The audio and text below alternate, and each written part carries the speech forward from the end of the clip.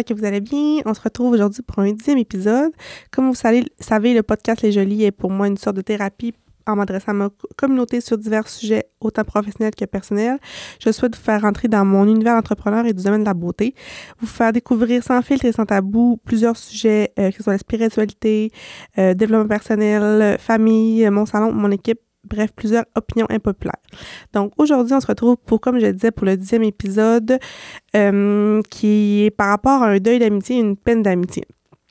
Comme vous savez, en 2024, on a quand même vécu, puis dans l'épisode-là, je tiens à préciser, c'est pas pour faire pitié ou jouer à la victime ou quoi que ce soit, c'est juste pour expliquer une certaine situation puis des choses que j'ai dû travailler sur moi-même en 2024. Je sais que là, on est en 2025, mais ça, vous le savez pas. Fait que dans le fond, on va parler d'une peine d'amitié puis un deuil d'amitié parce que moi, c'était comme ma première puis je pensais pas que ça pouvait être autant intense que ça. Donc, j'avais aucune idée comment cet épisode-là allait sortir, de quelle manière il allait être apprêté ni interprété, mais je fais ça en toute pleine conscience que c'est sur audio. Puis, c'est seulement pour aider les gens qui peuvent en vivre une, puis mettre un peu moins de filtre et de tabou par rapport à que ça peut être autant souffrant qu'une peine d'amour. On parle souvent de la souffrance associée à une peine d'amour, mais on parle très peu face à une peine d'amitié. Et pourtant, la douleur et les émotions associées au deuil sont semblables. C'est aussi difficile de faire un deuil de quelqu'un que décédé. Si on continue de le croiser au travail, dans la rue et tout ça, c'est encore d'autres manières plus difficiles parce que veut pas, la personne reste dans la même ville, dans les mêmes attraits qu'on côtoie à chaque fois. Donc, c'est pas la façon que se termine une amitié qui est dure, ni la durée, ni la façon. C'est plus qu'on s'attend pas à... On pense souvent que les amitiés, c'est des relations qui sont, entre guillemets, acquises parce que il y a pas vraiment de choix émotionnel là-dedans. On choisit pas la personne comme on choisit un conjoint ou une conjointe, je vais dire ça comme ça. Les amitiés, ça se fait un peu insidieusement, positivement. Fait que quand tu penses que tu vas perdre un être cher qui est une amie ou un ami, tu le vois, je trouve que tu le vois moins venir qu'une peine d'amour. Puis la relation peut se terminer à la suite, comme je disais, d'un déménagement, un malentendu, un rejet, ou encore à la suite d'une décision personnelle, c'est-à-dire lorsque une des deux personnes prend ses distances sans en informer l'autre ni tenter quelconque discussion.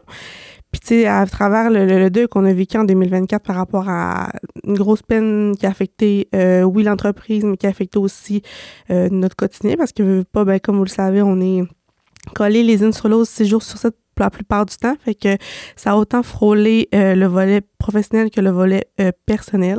Fait que c'est pour ça que je voulais un peu, pas démystifier tout ça, mais au moins alléger les gens qui peuvent en vivre puis qui peuvent se perdre à travers tout ça. Nous, ça a été vraiment pas évident au niveau du salon, comme je disais, parce que la personne était là sans être tout le temps là, même si elle était plus là.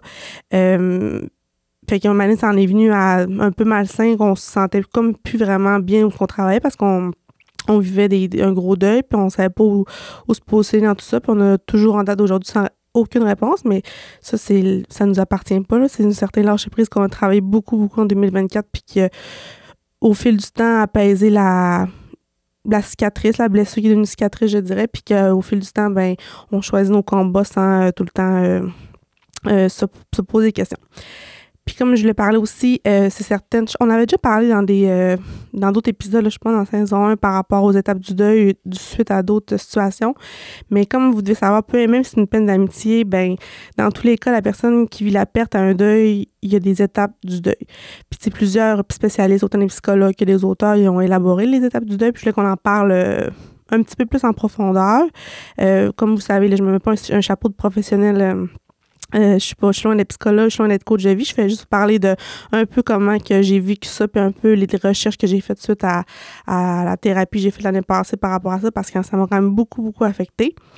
Donc, là, je vous ai ressorti un peu les principales étapes qui sont pas séquentielles ni compartimentées. Fait que, les gens peuvent vivre l'étape 3 là, en première position versus la première étape en 5e position. C'est vraiment unique à chaque personne, peu importe le deuil, je dirais. Puis aussi, c'est important de savoir que ces étapes-là, ils peuvent survenir pré- et postérieurement. Ça peut être très, très long, une certaine étape. La deuxième va être moins longue, tout dépendamment de comment l'humain est fait. Puis je pense que aussi, c'est important d'aller consulter quand tu vis soit une peine d'amour, une peine d'amitié ou un décès que tu vis subitement. Parce que, les étapes du deuil, moi, même avant de savoir un peu... je savais qu'il y en avait, mais je les avais jamais poussées vraiment à savoir mettre des mots puis comprendre. Fait que la première étape là, que je vais vous parler, c'est le choc et le déni. Ensuite, il y a la colère et la révolte face à la situation qui accompagne souvent un petit peu ou pendant le sentiment de culpabilité. Puis, un sentiment de culpabilité, c'est un peu, je vous dirais... le démon quand il arrive dans la tête puis qu'il nous dénigre, là, des fois je l'appelle le crosseur que j'ai déjà vu en thérapie, mais tu sais, c'est pas évident. La culpabilité, on en vit tout le temps un peu à tous les jours quand on fait dans la vie en général, mais quand on vit de la colère puis de la révolte, c'est souvent une émotion qui surgit subitement. Ensuite de ça, la troisième étape, je vous dirais que c'est la tristesse et la déprime. Quatrième étape, l'acceptation et l'intégration. Puis ensuite de ça, se donner du temps et des moyens pour guérir. Puis là, ça a l'air bien beau et bien blanc tout ce que je vous dis là, mais c'est vraiment... Je t'avais fait des petites recherches par rapport à ça. J'ai pas pris ça dans une boîte de céréales. Donc, les gens qui vivent un deuil et qui cherchent des solutions se font souvent dire à leur grand désarroi que le temps va arranger les choses. Puis en grande partie, oui. Mais le temps, tu sais, la fameuse phrase « le temps arrange tout », c'est vrai en général, mais tu sais, moi, ce qu'on a vécu, le temps, la dernière année, ça fait 1 an. C'est un peu, je vous dirais, un peu métaphorique, dans le sens que là, 1 an, ça venait d'arriver, puis on était encore toutes shaken. On avait commencé le début de l'année comme ça, puis ça a pris un gros 10 mois avant que je puisse dire que j'étais en paix, entre guillemets, avec cette perte, ce deuil amical-là, parce que le deuil prend du temps pour s'intégrer ça peut aller selon les études, là, que j'ai fait des recherches, jusqu'à 2 ans, dépendamment de l'investissement de la perte. Puis là, c'est à large, on en prend puis on en laisse quand j'ai 2 ans. Ça peut être plus, ça peut être moins, mais c'est en moyenne, là, c'est ce que j'avais lu dans un livre. Ensuite de ça, cela peut être comparable parce que quand j'ai vécu ma peine d'amitié, je me disais, je trouve que c'est pire une peine d'amitié qu'une peine d'amour. Puis on se rappelle qu'en 2023, j'avais vécu une grosse peine d'amour. Fait que ça faisait comme 2 ans, 2023-2024, que j'avais des gros deuils à faire, des grosses pertes, mais ces 2 pertes-là, puis ces 2 deuils-là ont fait en sorte que je suis un peu devenue j'aime pas tant l'expression la meilleure version de moi-même, mais je vous dirais que je suis vraiment devenue une personne que je me connais vraiment plus que je me connaissais avant, puis que ça m'a permis de travailler sur mes petites blessures et traumas que je mettais sur le tapis depuis quelques années, mais que là, j'ai pas le choix de faire face, puis que ça a affecté, oui, ça a fait mal, mais ça a fait du bien au fil du temps, je vous dirais. Puis aussi, tu sais, quand j'écrivais le podcast, je voyais un petit peu que je trouve un deuil, que ce soit à l'amour ou à l'amitié, c'est un peu comparable à un casse-tête ou à plusieurs morceaux éparpillés qui nécessitent d'être mis aux bons endroits pour y donner du sens. Fait que, tu sais, là, métaphoriquement parlant, comme je dis, un casse-tête, moi, je voudrais que c'était un bon 500 000 morceaux, là, les 2 derniers deuils que j'ai eu à faire. Fait que, tu sais, c'était comme un peu démystifier tout ça puis prendre le temps prendre le temps, là, parce qu'un casse-tête, tu fais pas ça pressé. Tu peux pas faire ça en urgence. Tu peux pas faire ça non plus quand t'es impatient, quand t'es en colère. Fait que, tu sais, c'est vraiment une belle image que je peux dire, mettons, pour prendre le temps. Faire un deuil, c'est vraiment comme quand tu fais du casse-tête. Puis moi, c'est pas vraiment quelque chose que j'aime, faire du casse-tête dans la vie en général, mais j'en ai fait un petit peu dans les 2 dernières années parce qu'il m'a poussé à me dire que c'était bien important que je fasse ça, parce que pour voir un peu c'était quoi faire du casse-tête, parce que moi, on se rappelle, je suis TDAH fois 1000. Fait que mettons que me faire dire quelque chose, je vais moins le comprendre que je le fais moi-même. Fait que c'est ça. Fait que, tu sais, laissez-vous du temps. Quand vous faites du casse-tête ou quand vous faites... laissez-vous du temps, ça sert à rien de sauter des étapes. Puis aussi, veut pas, il arrive également que certains... je dis tout le temps que c'est la première année. Comme nous, notre deuil d'amitié qu'on a eu à faire dans la dernière année, ça a été un gros 12 mois. Puis, tu sais, c'est tout ce qui est les premières fois, tu sais, comme les premières fois que tu refais une telle chose toute seule, les premières fois que tu as des souvenirs, les fameux souvenirs Facebook ou Instagram, ça, je pense que ça devrait être banni, là. Je pense que c'est vraiment pas bon pour la santé mentale. Ça nous ramène dans la fameuse nostalgie qu'on va se parler un petit peu plus tard. Mais, tu sais, il faut que vous soyez conscient que, tu sais, c'est pas linéaire, comme je disais plus tôt, un deuil. Fait que, mettons, je sais pas, là, j'ai pas d'exemple fixe, puis j'ai pas donné d'exemple fictif, mais tu sais, exemple, nous, quand on est allé à nos premiers congrès seuls, sans la personne, c'est sûr qu'on était un petit peu nostalgiques parce que oui, on voyait les souvenirs, mais on se disait, la personne était là à ce moment-là. Puis, tu sais, fait que je pense que toutes les premières fois qui sont un petit peu significatives dans la relation font en sorte que ça ça regrette un petit peu la blessure. Fait que, tu sais, c'est pas parce que, exemple, tu vas bien pendant une couple de semaines, une couple de mois que le bang arrive un souvenir ou un événement X que ça peut raviver d'autres pertes du passé qui n'ont résolu. Puis ça peut faire surgir aussi justement, certaines blessures, certains traumas. Tu sais, moi, j'ai vu beaucoup avec, je vivais, je vais dire ça comme ça, parce que maintenant, je pense que depuis 2 ans, j'ai vraiment travaillé là-dessus, mais le sentiment de l'abandon, je n'avais déjà parlé dans un des premiers épisodes de la première saison, je me trompe pas, mais le sentiment de l'abandon pour les personnes qui sont adoptées comme moi, tu sais, j'ai des parents qui sont incroyables et tout ça, j'ai pas manqué d'amour, mais tu sais, c'est viscéral, le sentiment de l'abandon chez les gens qui sont adoptés. Fait que ça a été vraiment quelque chose que j'ai eu à travailler parce que, tu sais, les personnes sont libres de leur choix, en voulant dire, ils peuvent cesser une relation, quoi que ce soit, mais moi, à la moindre chose, je me sentais abandonnée, peu importe ce qui arrivait. Ça a été même toute ma vie. Fait que, tu sais, je vous dirais que les 2 dernières années, c'était vraiment une réconciliation avec mon petit enfant intérieur. Ça a l'air un petit peu quétaine ce que je dis, mais ça a été vraiment, tu sais, apprendre à... Parce que, tu sais, oui, j'étais bien avec ma personne, entre guillemets, je m'aimais, mais tu sais, j'avais beaucoup de misère à je veux pas dire que je suis pas dépendante affective, je dirais plus que je suis en codépendance quand je tombe en relation avec quelqu'un, que ce soit amical ou relationnel. C'est vraiment je suis en symbiose. Puis tu sais, je suis indépendante quand même, mais tu sais, quand j'aime. Fait que moi, je pense j'abandonne rarement les gens. Ou tu sais, des fois, ça me met dans des positions un peu de red flag, parce que je m'oublie vite pour les gens. Fait que tu sais, je m'attends ou je me fais des expectations, je me fais des attentes que les gens vont faire les mêmes choses pour moi, mais tu sais, c'est pas de même que ça marche dans la vie, là. Ça, je l'ai compris, mais c'est quand même... ça méritait d'être dit parce que c'est important de...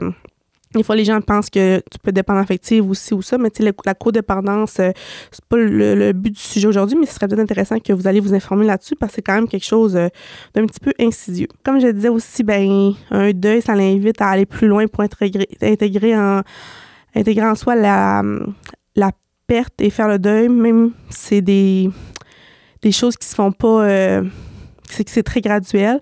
Puis aussi, comme je disais, c'est ce que j'ai vu dans les 2 dernières années, surtout en 2024, la peine d'amitié, c'était un bon moment pour regarder mes patterns relationnels qui se répètent ou notre façon d'être en relation. Fait que, tu sais, exemple, je parlais à l'interne, au salon, tu sais, nous, notre communication, elle a été vraiment évolutive. Tu sais, hier, justement, on faisait notre meeting d'année, notre meeting annuel, vu qu'on a rouvert hier. Puis, tu sais, on a vraiment... pris cette situation-là et on l'a mis le plus positif possible, même si on était vraiment peinés puis en colère et tout ça. On a essayé de mettre ça à bon escient, je vais dire ça comme ça, je sais pas si ça se dit, mais je pense que oui, pour qu'on puisse devenir des meilleures personnes, une meilleure équipe, une meilleure gestion. Tu sais, parce moi, je suis bien bonne, j'en parlais tantôt, mais je suis bien bonne pour l'autoflagellation. Fait que, tu sais, au lieu de, mettons, je vais prendre beaucoup plus du bagage que j'ai sur le dos, je vais prendre beaucoup plus de bagage que j'ai à me prendre sur mon dos qu'en laisser aux autres. Fait que, dans ce temps-là, je vais m'auto-flageller puis je vais dire, c'est de ma faute, Fait que, tu sais, la culpabilité va être, moi, c'est vraiment un de mes bons amis quand je file pas, mettons. Fait que ça, j'ai appris à travailler ça là-dessus. Puis, ensuite de ça, je vous dirais qu'aussi, c'est un remue-ménage, une estime de soi quand tu vis une peine XYZ, là, parce que, tu sais, tu réapprends à te connaître. Parce que moi et la personne qui nous a, je dis quitté, pas décédée, mais qui a quitté notre cercle professionnel et amical, on était en fusion, c'est vraiment le mot, c'était très, très, très fusionnel.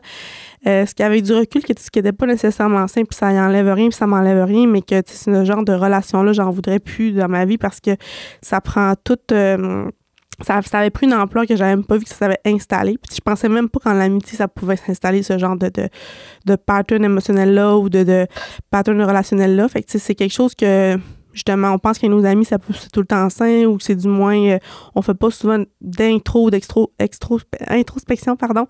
Fait que c'est une relation qui était extrêmement fusionnelle, puis que autant que ça jouait, oui, c'était vraiment la personne, était vraiment mon bras droit et tout ça, mais au fil du temps, je voyais que ça nuisait plus que... au fil du temps, non. Avec la 2024, on s'est rendu compte que ça nuisait plus que ça apportait du bien, on va dire ça comme ça. Puis comment je m'en suis sortie, je vous dirais, parce que, tu sais, suite à tout ça, l'été passé, j'ai fait une grosse dépression, là, parce que j'avais un peu perdu mes ancrages au niveau de... C'est pas comme quand, maison, tu te sépares de ton chum, puis tu dis, je vais aller au travail, je vais aller travailler, ou je vais sortir de la maison pour... Tu sais, là, moi, la personne était tout le temps avec moi. Fait que, tu sais, le travail, c'était comme notre place, un peu notre safe place, je dirais. Fait que j'avais plus vraiment de point de repère. Fait que ça a été vraiment, vraiment un gros bout qui a été extrêmement déchirant l'été passé, l'été 2024. Puis, juste pour ça, j'ai consulté et j'ai fait une thérapie par rapport à ça. Puis, parce que, tu sais, je veux pas parler que j'ai eu des idées noires ou quoi que ce soit, mais disons que je voyais plus la vie là comme elle était. Moi, ce qui m'a vraiment beaucoup aidé là-dedans, c'est d'écrire.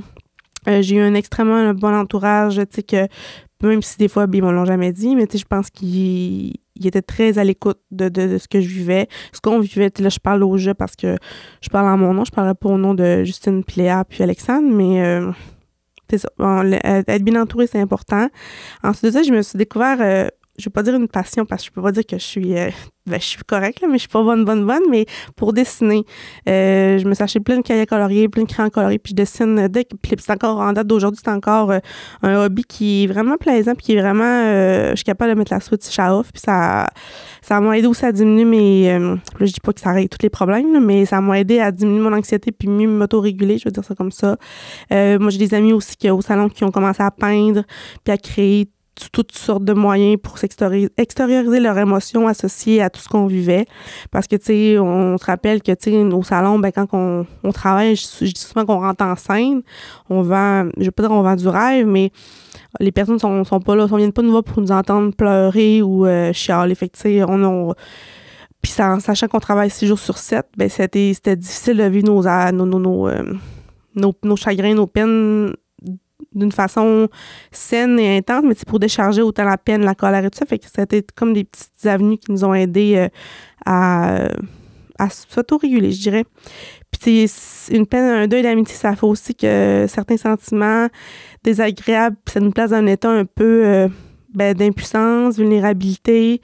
Notre ego, ne veut pas, je vais le dire en bon français, mais ça en mange un peu un coup. Tu sais, on est comme...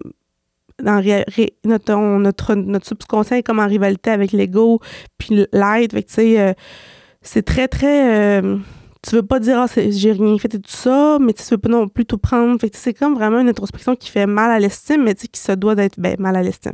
Je pense qu'il fait mal à l'être, mais qui se doit d'être faite pour avancer puis être une meilleure personne. Parce que, tu sais, nous, on en a beaucoup souffert de tout ça, mais on a vraiment appris. Fait que, on peut pas laisser cette situation-là prendre le dessus sur notre carrière, prendre le dessus sur l'entreprise qu'on a bâtie. Puis, tu sais, aussi, je pense qu'il n'a pas été évident, c'est que on est quand même beaucoup affiché sur les réseaux sociaux. Tu sais, en étant des créateurs de contenu, c'est un peu un slash à tous nos titres qu'on a au salon, mais les gens sont habitués à pas avoir des comptes, je serais pas prête à dire ça, mais tu sais, ça vient avec l'envers du décor. Quand tu publies un peu ton quotidien et tout ça, ben tu sais, ça a été assez radical quand les gens ils ont constaté que la personne n'était pas avec nous. Fait que, tu sais, on a eu à en parler un peu plus. Puis, tu sais, on voulait pas trop en dire non plus parce qu'il y a des affaires qui nous appartenaient pas puis ça nous regardait pas. Fait que ça a été un peu de la honte. Puis, tu sais, c'est... En parler aussi, ça peut être bien, mais des fois, t'as pas tant le goût d'en parler avec ces personnes. Ben, pas ces personnes-là, mais t'as pas tant le goût d'en parler avec des personnes que tu connais plus ou moins ou des personnes qui viennent juste un petit peu aller à l'information. Fait que, tu sais, je vous dirais que un petit peu de honte à travers tout ça. Fait que c'est des sentiments qui peuvent être ravivés puis comme je disais, qui nécessitent un support thérapeutique. Puis d'être accompagnée afin de s'en libérer. Puis tantôt, je parle un petit peu que moi, j'étais confrontée justement à aller consulter des professionnels parce que, ben ça marchait plus dans ma tête. Puis, tu sais, comme je l'ai dit, c'est bon d'avoir un bon entourage, mais tu sais, ton entourage, c'est pas des psychologues. Là. Fait que, tu sais, c'est important d'avoir, je pense, moi, j'appelle ça un peu une trampoline de soutien, dans le sens que, tu sais, des gens qui sont un peu neutres, qui sont professionnels, puis qui travaillent là-dedans, tu sais, pour te chapeauter, t'épauler. Parce que, tu sais, ton entourage, il faut pas qu'il s'essouffle ils veulent pas que tu coules, mais il faut pas qu'ils s'essouffle. Fait que ça, j'ai trouvé ça important que d'aller consulter. Puis des fois, les gens, ils sont là, j'ai pas besoin de ça. Mais tu sais, c'est pas... moi, personnellement, j'ai tout le temps été à l'aise de parler avec les gens. Fait que quand je suis arrivée dans le bureau au début, il m'avait mis avec une psychologue, mais on voyait que c'était pas l'approche que ça me prenait. Fait qu'après ça, ils m'ont transféré avec une psycho-éducatrice. Puis là, j'en prends, prenez-en, laissez-en ce que je vais dire, mais dans le sens que moi, ils m'ont mis une psychoéducatrice parce qu'ils trouvaient ça important que je sois outillée et non, parce que, tu sais, une psychologue, ça, je pense, a une autre sorte d'approche, puis ça marchait comme plus ou moins, tandis qu'une psychoéducatrice, ben moi, elle me donnait des outils ou des défis, entre guillemets, pour essayer de me sortir de ma dépression face à tout ça. Donc, je vous invite, ben, tu sais, je sais que c'est pas donné à tout le monde, puis je sais que c'est pas tout le monde qui ont accès à ça, puis les délais d'attente peuvent être longs, mais si vous vivez des moments pas faciles, ben, prenez l'information. Tu sais, des fois, juste appeler mettons, au CLSC ou des trucs comme ça, puis je sais qu'ils peuvent, je dis pas qu'ils peuvent aller faire les choses plus vite, mais tu sais, c'est en faisant un petit geste que des fois, tu peux te sortir de tout ça. Puis, tu sais, moi, sans consulter, je pense pas que, je veux pas dire que j'en serais pas là aujourd'hui, là, mais c'est sûr, j'aurais peut-être pas la même paix, puis je serais peut-être pas mal moins guérie de tout ça. Donc, tantôt, je vous disais qu'on allait parler un petit peu de la nostalgie et de l'autoflagellation. J'ai lu une citation cet automne, puis ça disait la nostalgie, c'est le désir d'on ne sait quoi, d'Antoine de Saint-Exupéry. Puis, cette citation-là, ça m'a comme vraiment shaké par en dedans. Shaké l'âme un peu dans le sens que, puis tu sais, quand je dis que je suis une grande amoureuse de la nostalgie, moi, je suis tout ce qui est, mettons, je veux pas dire que je vis dans le passé, mais je m'accroche beaucoup aux souvenirs, autant que ce soit mes souvenirs d'enfance, d'adolescence, ou mettons juste des chansons. Fait que tu sais, j'ai tendance à mettre le passé plus beau qu'il était. Puis tu sais, c'est ça qu'on a vu aussi avec ma thérapeute qu'on parlait. Tu sais, la nostalgie, c'est une perception du passé parce que, tu sais, quand tu penses à la nostalgie, tu vas te rappeler des beaux moments, puis tu vas te rappeler ce que la personne ou que ce soit une peine d'amitié, une peine d'amour, ben tu vas te rappeler du beau, mais, tu sais, au final, quand tu creuses un peu plus puis tu essaies un peu de voir l'envers du médaille, ben tu vois que, tu sais, oui, le passé, oui, il y a de la nostalgie, mais, tu sais, il y a tout ce qui était moins beau, des fois, le pourquoi t'es plus avec la personne, ou, tu sais, des choses que tu voyais juste pas parce que, tu sais, la fameuse phrase « l'amour rend aveugle », ben, je pense que l'amitié rend aveugle aussi. Moi, c'est quelque chose que, à contre-cœur, je vais dire, ouais, l'amitié rend aveugle d'une certaine façon parce que moi, en tout cas, moi, elle m'a rendu aveugle à certains points, puis il y a des affaires que je voyais vraiment pas, puis que mon équipe pouvait voir, mais que j'étais comme trop, la personne, je la mettais trop sur un piédestal, puis mon estime de moi, à ce moment-là, était pas non plus à son top. On se rappelle, j'avais vécu une grosse peine d'amour avant, fait que, tu sais, un an avant, fait que j'étais comme très, très chambranlante. Fait que je l'avais comme mis sur un piédestal puis je ne pouvais vivre sans cette personne-là, mais tu sais, c'était un peu... ça, c'était des patterns toxiques, je vais dire, que j'avais, mais tu sais, je pense n'importe qui après une relation, on a besoin de s'agripper, puis moi, on était ensemble depuis 5 ans, moi et la personne professionnellement, fait que tu sais, c'est ça, et amicalement, fait que ça n'a pas été évident au niveau de tout ça, mais bon, ça, c'est ça. Fait que, d'une certaine manière, ben oui, dans la nostalgie, il y a quelque chose de sécurisant parce que c'est le passé, comme je disais, le passé, c'est qu'il y a une zone de confort, c'est des choses qu'on a connues, c'est des patterns relationnels, émotionnels qu'on a vécu, fait que oui, il y a une certaine, je vous dirais, un certain bout, un certain moment que oui, ça peut être beau, mais qu'il faut pas se rappeler. Il faut se rappeler aussi des choses, pourquoi que, soit qu'on n'est pas avec la personne, pourquoi qu'il y a eu une chicane, pourquoi il y a eu ci, pourquoi il y a eu ça. Il faut pas se perdre dans tout ça. Puis ça, ma thérapeute, elle me le dit beaucoup, Myriam, tu sais, la nostalgie, c'est la perception du passé. Fait que c'est quelque chose que je me répète quand même souvent quand j'ai le goût de tomber dans culpabilité ou de m'auto-flageller, de me dire c'est de ma faute ci, c'est de ma faute ça. Fait que... c'est ça. Puis là, pour terminer l'épisode, parce que ça va quand même vite, donc je voulais un peu vous parler de des petits conseils, je vous dirais, d'amis, là, de moi à vous, chers auditeurs, par rapport à apaiser une peine, je vous dirais peut-être une rupture amicale. Ben, premièrement, c'est prendre le temps de faire votre deuil, puis ça a comme été la première chose que j'ai notée, parce que, tu sais, des fois, comme je disais, moi, c'était ma première peine d'amitié. Fait que j'ai été beaucoup un peu dans le déni vraiment quand même longtemps. Ben, OK. Dans ma tête, je me disais, j'ai pas tant de peine que ça, ou OK, c'est beau, on continue à faire telle chose. Fait que ça n'a pas été... tu sais, je pense que j'aurais pris le temps d'assumer qu'il y a vraiment un deuil à travers tout ça. Des choses que j'aurais faites puis pas faites. Ensuite de ça, je pense que c'est important de... je sais que c'est pas tout le monde qui écrit dans la vie. Moi non plus, avant, j'écrivais pas tant que ça, mais avoir un cahier, moi, j'appelle ça mon cahier gribouillis, là, tu sais, il y a pas vraiment de cohérence dans ce cahier-là. C'est vraiment un vide tête que j'appelle aussi, dans le sens que quand je veux écrire des choses, je les écris, puis moi, souvent, dans la dernière année, j'écrivais vraiment, mais je réfléchissais aux raisons pour lesquelles l'amitié a pris fin. Un peu pour faire le voir, le relire, puis tu sais, pas juste que ça soit là mes pensées, tout sortir ce que j'avais à dire. Puis c'est pas une... une compétition, dans le sens, c'était pas plus qui avait raison, qui avait pas raison, c'était plus par rapport à savoir qu'est-ce qui s'est passé pour les raisons pour lesquelles l'amitié a pris fin. Surtout quand la personne part sans réponse, ça, c'est quelque chose que... Puis ce que j'ai vu avec mon thérapeute, c'est le silence. Puis le silence, c'est une forme de violence. Hein. Ça, on dira ça comme on voudra, là, mais c'est pas vrai que tu peux partir sans...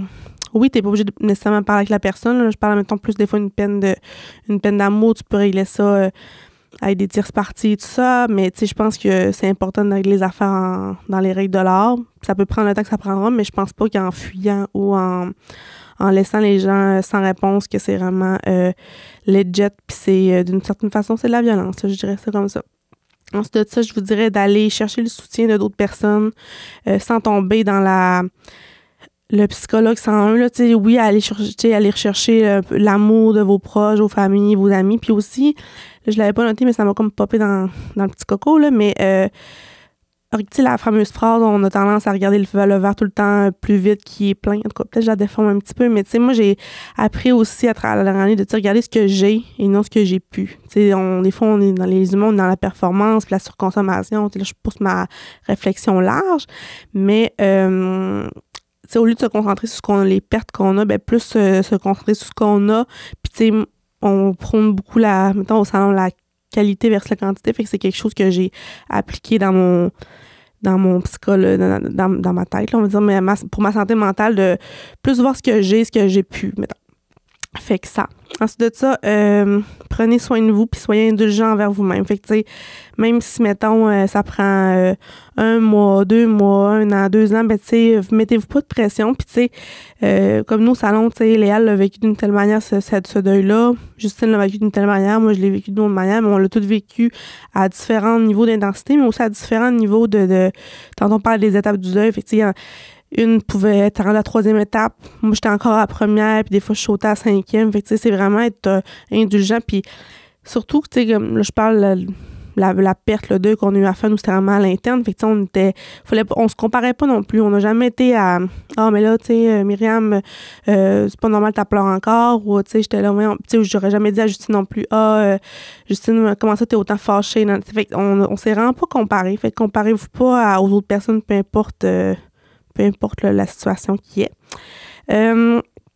Puis comment on se remet de tout ça, je pense que c'est comme une peine d'amour. Là. L'accepter, ben c'est la première étape. Première étape. Ça l'adoucit, ça l'assagit l'acceptation, je pense. Pour revenir un petit peu à la nostalgie, je vous dirais de garder le meilleur. Mais tu sais, un moment donné, je pense que tu viens un certain pic pas un pic, mais un certain niveau de confort au niveau de ton deuil, que le beau revient dans ta tête, sans être dans la nostalgie, mais que tu es capable de dire, ah, ben, tu sais, être plus dans le moment présent, mais être en paix avec tout ça, fait que garder le meilleur. Ce n'est pas parce que la relation est terminée que tout est rejeté. Puis ensuite de ça, ben, pas vivre ça comme un échec, puis culpabilisez-vous pas de tout, tu sais, que la fin soit une fin, tu sais, après chaque... je pense après chaque bout difficile, il y a des belles choses qui arrivent. Puis c'est un échec, c'est relatif. Là, je pense pas qu'une relation en soi c'est un échec. Rien n'arrive pour rien. Puis c'est bien quétaine comme phrase, mais c'est ça quand même. Donc voilà, fait que c'était l'épisode 10 pour le deuil d'amitié. Puis j'espère que vous avez aimé cet épisode-là. Je vous souhaite une bonne journée. Puis on se reparle très bientôt. Bye tout le monde! Ce balado est produit en collaboration avec la Télé du Haut-du-Lac.